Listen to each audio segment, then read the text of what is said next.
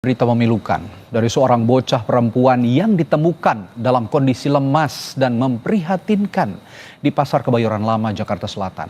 Polisi kini telah melimpahkan kasus ini ke Bareskrim dan mengejar ayah yang diduga sengaja menelantarkan sang anak. Penemuannya sekitar jam 5 pagi tadi. Ya. Yang Dia naruh pertama itu sekitar jam 2-an itu taruh sini. Ya gimana ya, sengaja ditaruh. Masih berusia 7 tahun, namun begitu miris nasibnya. Anak perempuan ini ditemukan dengan sejumlah luka di tubuh dan dalam kondisi lemas di depan kios Pasar Kebayoran Lama, Jakarta Selatan. Sebelumnya petugas keamanan pasar menyebut korban sengaja ditinggalkan seorang pria pada pukul 2 dini hari. Polres Jakarta Selatan menyebut anak tersebut bersama ayahnya diduga baru tiba di Jakarta menggunakan kereta api. Namun saat di Jakarta, anak tersebut diduga ditelantarkan ayahnya. Anak tersebut ini baru tiba di Jakarta. Jadi yang bersangkutan menyampaikan bahwa dia dan ayahnya ini dari Pasar Turi hari Senin naik kereta, kemudian sampai kurang lebih kemarin. Kemudian karena dia tidak tahu tempat di Jakarta, intinya dia dibawa ke situ, tidur, ya ditemukanlah oleh security sekitar pasar itu bahwa dia sudah tergeletak dalam keadaan lemah. Keadaannya sangat memprihatinkan, jadi memang anak ini sepertinya memang kekurangan gizi karena memang tubuhnya yang sangat kecil. Sampai saat ini kita masih melakukan upaya sih untuk pencarian ayah dari anak tersebut. Setelah sempat dirawat di Rumah Sakit Umum Daerah Kebayoran Lama, gadis cilik berusia 7 tahun ini dipindahkan ke RS Polri Kramat Jati akibat luka penganiayaan yang dideritanya. Dir TPID dan PPO Bareskrim Polri menyebut saat ini kondisi korban sudah mulai pulih, meski belum bisa dimintai banyak keterangan. Doakan bersama, mudah-mudahan Ananda bisa segera pulih seperti sedia kala. Sudah bisa kembali, sudah bisa diajak ngomong berarti ya Bu ya, untuk korban. Ya, luar biasa ya Dok ya tadi ya, begitu antusias, kita ngobrol, komunikasi baik seperti itu. Alhamdulillah, mohon doanya. Komnas Perlindungan Anak memastikan korban akan mendapatkan perawatan dan pendampingan pasca penganiayaan yang ia derita. Komnas PA juga akan berkoordinasi dengan Dinas Sosial tempat anak tersebut berasal. Proses pertama ini kita pasti berfokus tentang penyembuhannya anak ini, terus kemudian nanti setelah ada pendampingan dari psikolog, nanti setelah itu tindak lanjutnya akan kita pantau.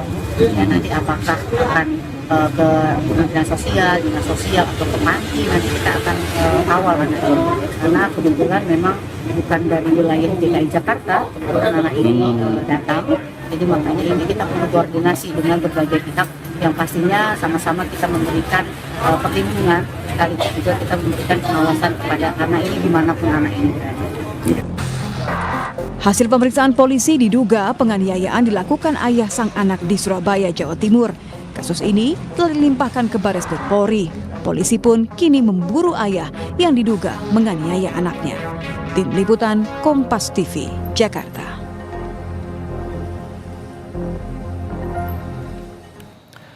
Saudara, seorang anak berusia 7 tahun ditinggalkan di lorong Pasar Kebayoran dalam kondisi terluka dan kurang gizi.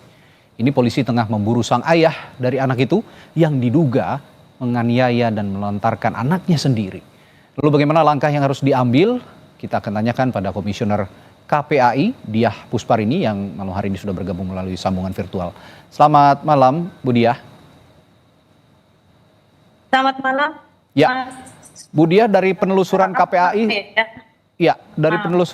sementara ini soal adanya temuan anak berusia 7 tahun yang ditelantarkan sang ayah, diduga ditelantarkan sang ayah, bagaimana? Ya, kami sudah berkoordinasi dengan Dinas Sosial, kemudian UPTD PPA, ya, dan juga Bareskrim Polri, bahwa yang pertama ini termasuk penelantaran dan juga penganiayaan masuk dalam kategori kekerasan fisik dan psikis pada anak, di mana pelakunya adalah orang tuanya. Okay. Nah, yang kedua ini juga termasuk dalam kategori penelantaran. Jadi ada 2 unsur dalam kasus ini, selain penganiayaan, kekerasan fisik psikis dan juga penelantaran. Maka apabila pelakunya adalah orang tua, ya, ini memang harus diusut tuntas dan bahkan mendapatkan hukuman yang jauh lebih berat, Mas, sesuai Oke. Undang-Undang Perlindungan Anak. Jadi ini Nah, fakta-fakta. kemudian yang kedua, Ya baik, silakan Bu Diah singkat. ya, yang kedua kami juga memastikan ini sedang berkoordinasi dengan Dinas Sosial karena Oke. memang anak ini tidak berasal Baik. dari daerah DKI Jakarta ya. Oke, Maka saya dengar dari kami Surabaya ya Bu Diah ya. berkoordinasi dengan, iya betul. Oke, baik. Kami berkoordinasi dengan Dinas Sosial di Baik. Surabaya Baik, karena Bu Diah. untuk penelusuran keluarga besar. Ya, Begitu. mohon Ya. maaf saya potong dulu sebentar karena kita harus mendengarkan kumandang azan maghrib. Setelah jeda kita akan lanjutkan perbincangan. Kita saksikan dulu atau kita ikuti dulu kumandang azan maghrib untuk wilayah Jakarta dan sekitarnya berikut ini.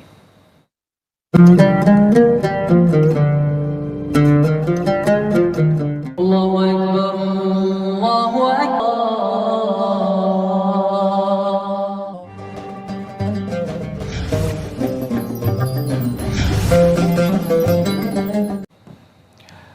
Saudara, selamat menunaikan ibadah sholat maghrib untuk Anda yang menjalankan di wilayah Jakarta dan sekitarnya. Kita akan kembali berbincang dengan Komisioner KPAI Bu Diah Pusparini. Bu Diah, tadi kalau Ibu Diah sudah mengatakan sudah berkoordinasi juga dengan Dinas Sosial, lalu juga pihak berwajib. Nah, yang jadi pertanyaan sekarang kan ayah dari anak ini belum, yang diduga menelantarkan anak ini juga belum terdeteksi di mana keberadaannya. Sejauh ini sudah ada kebaruan informasi soal ini? Ya, memang belum ayah dari anak korban memang belum ditemukan ya, Mas. Tetapi kami senantiasa berharap agar Baris Krim Polri bisa segera menemukan karena satu ini tidak hanya sekedar KDRT, tetapi juga sudah ada unsur upaya penelantaran sehingga khawatir ya akan ada perilaku lain yang akan muncul ketika si pelaku ini dibiarkan. Ya.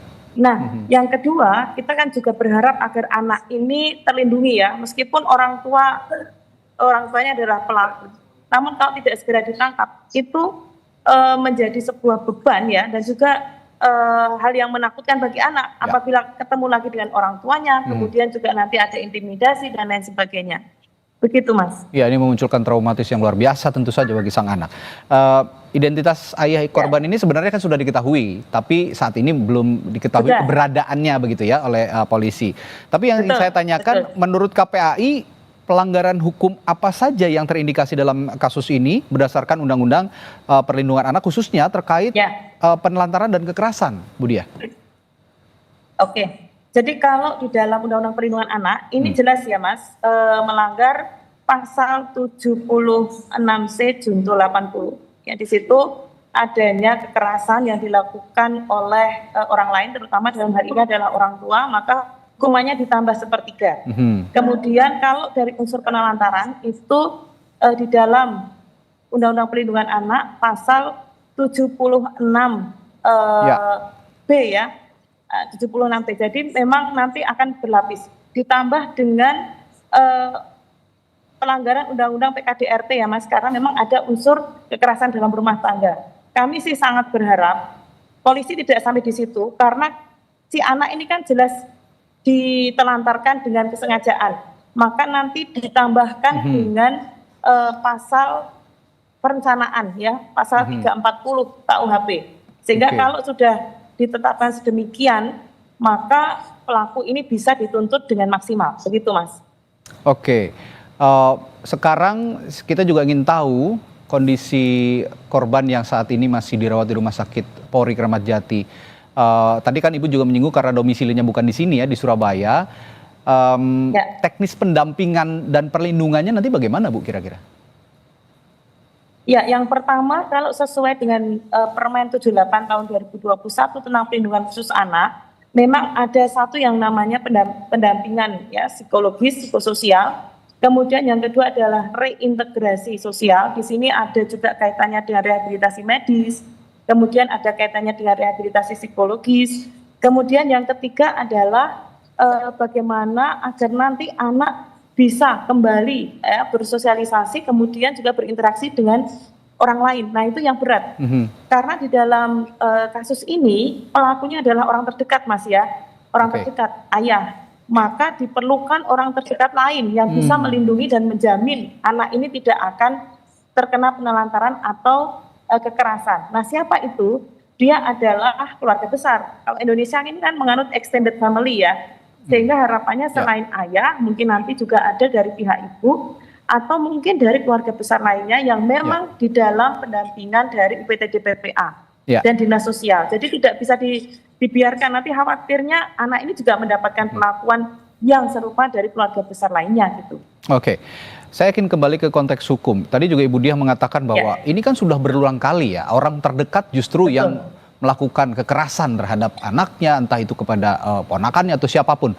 Rata-rata banyak sekali orang terdekat yang melakukan hal yang sangat miris ini terjadi begitu. Nah, kalau KPAI menilai efektivitas penegakan hukumnya dari kasus-kasus yang serupa seperti ini, mengingat laporan bahwa kasus kekerasan anak ini seringkali lambat terdeteksi, seringkali lambat juga ditangani, belum lagi hukumannya juga tidak setimpal. Bagaimana nih Bu Diah? Betul Mas, yang disampaikan Mas ini benar sekali. Jadi di KPAI ini setiap tahun itu kami kan menerima pengaduan ya setiap saat, kemudian di setiap tahun kami membuat analisis, memang pelaku dari kekerasan fisik, kekerasan seksual, penelantaran, ini ternyata malah orang terdekat. Yang pertama adalah ayah kandung, yang kedua ibu kandung, kemudian ada paman, kemudian ada pihak yang lainnya gitu. Nah, sehingga kalau kita melihat seperti ini ada sebuah alarm besar ya bangsa ini bahwa orang tua yang harusnya menjadi pelindung ya di dalam Undang-Undang Perlindungan Anak pasal 20 itu kan orang tua bertanggung jawab nih melindungi anak. Namun ternyata menjadi pelaku dalam kejadian dan kasus-kasus kekerasan dalam rumah tangga, penelantaran. Maka kalau sudah seperti ini kembali kita harus mengingatkan kepada masyarakat, kita juga harus membuat sistem ya, kita juga harus membuat pengawasan bahwa keluarga ini jangan hanya sekedar pada teori kebersamaan saja. Tetapi dari pihak pemerintah juga harus selalu memberikan pendampingan dan bahkan mohon maaf Mas, peran keluarga besar atau masyarakat itu penting ya. Karena di kejadian KDRT ini terkadang ditutupi, kemudian masyarakat yang membongkar Mas. Masyarakat yang membongkar atau kemudian pihak-pihak lain yang ternyata mereka sudah mengalami keresahan ya melihat kejadian ini berulang terus. Nah, yang terakhir kami sangat berharap penguatan keluarga itu juga tidak terlepas dari tanggung jawab keluarga sendiri. Tetapi kalau di Indonesia ini kan tokoh agama, peran tokoh agama penting. Kemudian yang kedua juga peran tokoh masyarakat juga penting, sehingga jangan sampai anak tidak ada kekerasan kita hanya diam saja, tetapi kita juga harus berani melaporkan gitu Mas. Pertanyaan terakhir dari saya Bu Diah, ini dari perspektif sistemik dan tren kekerasan anak. Bagaimana KPAI menilai tren kekerasan dan penelantaran anak di Indonesia ini? Kalau saya melihat data, ini laporan kasus serupa ini meningkat 34% sepertinya dari tahun 2024 dibandingkan tahun sebelumnya. Atau di tahun ini bagaimana deteksi awalnya dan juga analisis peralihan tren kekerasan terhadap anak tadi? Ya, gini Mas. Jadi kami membuat pengkajian dari mulai adanya alarm atau kejadian kekerasan di rumah tangga ini berulang-ulang sampai puncaknya adalah filisida atau pembunuhan yang terjadi yang dilakukan oleh orang tua kepada anak. Nah, sebelum puncaknya di filisida, ini di sini muncul banyak sekali nih Mas. Ada kekerasan, ada penganiayaan, ada penelantaran, betul sekali. Data di tahun 2025 dari bulan Januari sampai bulan Mei, ya kalau kami masih merecord sampai bulan Mei, itu memang cukup tajam Mas. Nah alasannya kenapa ini terjadi, mohon maaf, faktor utamanya adalah ekonomi. Salah satunya. Yang kedua, ya seperti mungkin kejadian di Bekasi, kemudian kejadian di Lampung, kejadian di beberapa tempat yang lain, itu rata-rata memang karena ekonomi Mas. Nah yang kedua itu juga terjadi karena lemahnya pengawasan. Nah ini mungkin ya kalau kita melihat lebih jauh lagi, pengawasan ini bisa dilihat bahwa apakah keluarga, apakah orang tuanya ini betul-betul masih bersama atau tidak tercatat, atau bahkan yang miris lagi, mereka tidak melaporkan perkawinannya itu secara resmi ke lembaga negara, sehingga mereka menganggap bahwa penganiayaan pada anak sah-sah saja. Mohon maaf. Dan terakhir ini kalau saya meng-highlight ya Mas, di kejadian kasus Kebayoran ini hampir mirip dengan kejadian di Bekasi Mas. Ya, di awal bulan Januari ya Oke. tahun ini. Baik. Yaitu adanya unsur kesengajaan orang tua meninggalkan anak, gitu, ya. menelantarkan. Kalau ini dia masih hidup. Ya. Kalau di Bekasi itu sudah meninggal. Gitu. Dan ini lagi-lagi tadi Ibu Diah mengatakan faktor ekonomi. Itu sebabnya juga Betul. ada apa ya? Ada upaya juga, harus ada upaya juga dari otoritas, dalam hal ini pemerintah juga, untuk memperbaiki kondisi ekonomi kita dengan berbagai program unggulannya. Kan kita sudah tahu ya, ada upaya untuk perbaikan ekonomi terutama terhadap keluarga miskin dan yang berdampak juga langsung terhadap anak-anak, sehingga kasus kekerasan terhadap anak ini terutama oleh orang dekat sendiri tidak kembali terjadi. Terima kasih Ibu Diah Pusparini, Komisioner KPAI, telah berbagi perspektifnya di Sapa Indonesia Malam hari ini. Selamat malam, sampai jumpa lagi Ibu. Dan saudara, kita ke sorotan selanjutnya. Ketua Dewan Ekonomi Nasional Luhut Binsar Panjaitan bilang tahun depan anggaran program makan bergizi gratis bisa